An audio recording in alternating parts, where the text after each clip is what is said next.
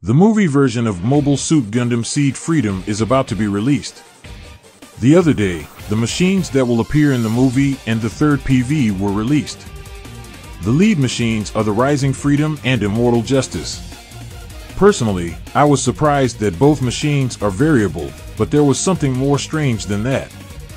Yes, many people have already sent out the question, is this really the successor to the Freedom? Isn't it not a nuclear-powered machine? So this time, I would like to discuss the discrepancies between the Rising Freedom and Immortal Justice, based on the information coming from the official side, in addition to the PV and Gundam models that have been revealed. 1. Specifications of the two new models. First, let's look at the Rising Freedom.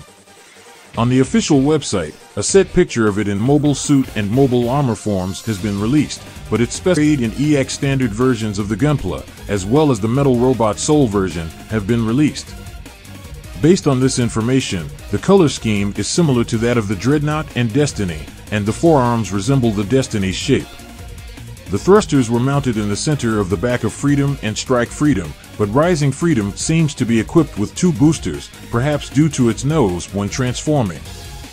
In the PV, the Rising Freedom is seen spewing thrusters from these boosters. The thrusters on the back of the legs seem to be missing, perhaps due to the high output of the thrusters. It is armed with a beam rifle with a slightly lengthened barrel. Then, it has a stereo shield. It seems to be able to deploy and fly a beam blade like Fatum of Infinite Justice, and it seems to be able to cut through enemies and battleships. Two familiar beam sabers are equipped on either side of the waist, as is typical of Freedom Series machines. Vulcan cannons can be seen on its head. The railgun on the waist seems to be similar in shape to the one on the Strike Freedom. The description of the high-grade version refers to it as a waist railgun, so it seems that the fact that it is armed with live ammunition has not changed.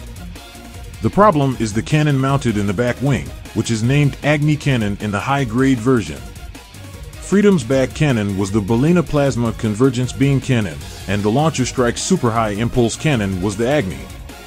In other words, looking at the names alone, they appear to be degenerate. The back cannon of the Abyss is said to be the Belina Kai, an improved version of the Freedom's Belina, but its beams are colored green, and the chest's Calidus biphasic beam cannon is said to be the Abyss's most powerful weapon.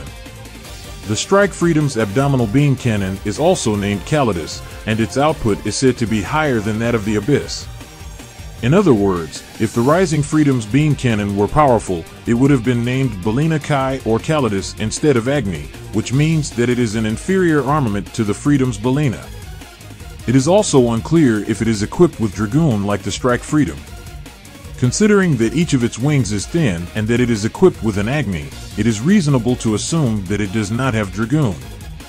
Also, although not shown in the PV, the Gunpla is equipped with a beam shield on its arm. A red shape that looks like a shield generator is attached to both the left and right forearms, so it is thought that it can deploy beam shields not only on the left arm but also on both arms. This is all that is known about the machine's armament, but looking at its armament, it seems to be a machine with reduced firepower from the Freedom and equipped with a beam shield and a flyable entity shield, so it is hard to think of it as a state-of-the-art machine.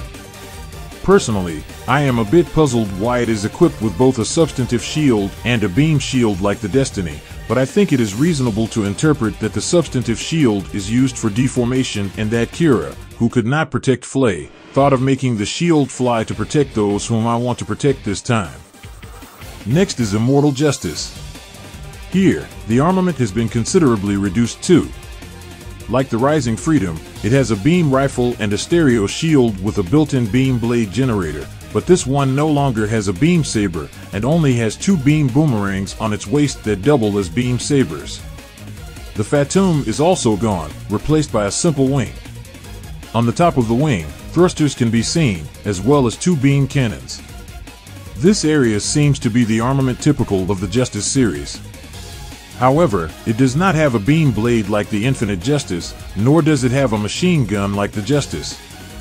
The beam blade on the snare can be seen, so it is likely that we can see a kicking technique like that of Infinite Justice. As for the Vulcan cannon, the one on the head seems to be equipped like a conventional machine like the Justice series machines, but the shoulder and chest parts are shaped like sensors rather than Vulcan cannons. The 4 machine guns mounted on the Infinite Justice may be missing from the Immortal Justice.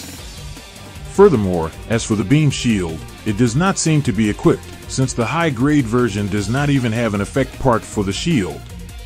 In this way, both the Rising Freedom and Immortal Justice have less armaments than the Strike Freedom and Infinite Justice, and it is hard to believe that they are developmental machines. 2. New machines not nuclear-powered? Strike Freedom and Infinite Justice are nuclear-powered machines, so they were able to achieve overwhelming results by using their high firepower armaments with unlimited energy, while Rising Freedom and Immortal Justice have reduced armaments, suggesting that these 2 machines are battery-powered rather than nuclear-powered. The Rising Freedom and Immortal Justice are not nuclear-powered, but battery-powered. There are many opinions that these 2 machines may be battery-powered rather than nuclear-powered. I would like to look at the reasons why we can say that they are not nuclear-powered. First of all, considering the armament configuration, it would not be surprising if it is a battery-powered machine instead of a nuclear-powered machine. If it is a nuclear engine, there is no need to reduce its armament. However, there is another way to tell whether a mobile suit in the Seed world is nuclear-powered or not, and that is to look at the model number. In the case of the Freedom, the model number is ZGMFX10A. The A at the end of the model number stands for atomic and indicates a nuclear-powered machine. Therefore, the model number of nuclear-powered machine basically ends with A. However, Destiny and Legend are designated ZGMFX42S and ZGMFX666S, with an S at the end. This is because the use of nuclear weapons is ostensibly prohibited under the Treaty of Unius, so the S is used to indicate the second stage series. If we look at the Metal Robot Soul version of the new models, we see that the Rising Freedom has STTS909 and the Immortal Justice has STTS808. There is no A or S at the end. Kira belongs to the Orb and Zaft armies after the war in Seed Destiny, Aslan belongs to the Orb army, and Shin belongs to the Zaft army as it is. If they were to go to Earth to stop the conflict, they would need to ride a machine that was not nuclear-powered, in accordance with the Treaty of Unius. In this way, the Rising Freedom and Immortal Justice would be considered non-nuclear-powered machines. 3. What happened to the Strike Freedom and Infinite Justice? Although nuclear-powered machines boast overwhelming performance in the Seed world, at the end of Seed Destiny, Strike Freedom and Infinite Justice survived unscathed. Although these 2 machines have the strongest deterrent power, they must be concealed to keep up appearances if Kira and his team are to act to end war. They may only be seen as a dangerous force that will use the strongest military force, using nuclear weapons, which are supposed to be prohibited. Even if this is not the case, the people of Earth are likely to turn against them since their lives are suffering due to the implantation of the neutron jammer. If so, we can assume that Strike Freedom and Infinite Justice are either stored somewhere or dismantled and no longer exist. However, in the case of the Freedom, it was completely restored and stored, even though it was wrecked in the Battle of Jachin-Du and the Junius Convention was signed by the public. Considering this, it is not surprising that the Strike Freedom was also refurbished and stored in case an enemy that cannot be dealt with by the Rising Freedom should appear. Also, at the Mecha Designers Summit, Mr. Okawara spoke of freedom breaking. Since it is not revealed which freedom he is referring to, I assumed that he was referring to the Strike Freedom and that the Strike Freedom was destroyed at the beginning of the movie and Kira would be riding the Rising Freedom. But if the use of nuclear-powered machine is restricted in the world of the movie version, then it is possible to think that Kira was on board the Rising Freedom at the beginning of the movie, and after this machine is destroyed, he gets on the Strike Freedom's upgraded machine. 4. Official meaningful statements. While the performance of the Rising Freedom does not seem to be superior to that of the Strike Freedom, the director of this work, Mr. Fukuda, has frequently sent out interesting stories in X. For example, the day before the release of the machine, when the official image of the release date was sent out, he said, "What is the meaning of the blue letters?" In fact, if you rearrange the blue letters, they become Rising and Immortal, meaning a new type of machine. In response to the Mobile Suit announcement, he said, "This time it is a machine that has been officially adopted." This could be interpreted as meaning that there are machines that have not yet been officially adopted. In this way, the Rising Freedom and Immortal Justice may be the frontrunners, and the final machines, which is a modified version of the Strike Freedom and Infinite Justice, will probably appear further down the line. Perhaps the Rising Freedom and Immortal Justice will be destroyed by the enemy force's last bosses, etc., and the final machine will be boarded to fight against them. Personally, I think that the destroyed Rising Freedom could be repaired by combining parts of the Destiny that was destroyed in the previous work, and Shin might board it in the latter half of the game. So, this was a discussion about the discomfort between the new Rising Freedom and Immortal Justice.